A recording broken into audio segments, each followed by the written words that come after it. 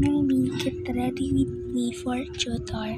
Inayos ko na nga yung buhok ko ito. Si mama yung magsusuklay. Now filter. Ribos lang gagamitin natin. Ayan guys, nalalagay ko. Ganyan ang parang powder. Tapos blend na natin. Blend na natin. Yan, ay.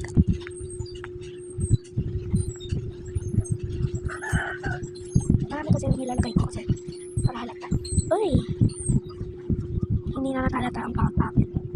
Pangit pa ako guys, dahil sa comment section. Diba, gumanda na. Bigyan pa natin ng ano, di pa tapos ito. Lipstick. Lipstick. Lipstick. Lipstick. Lipstick tayo dyan. Lipstick mo.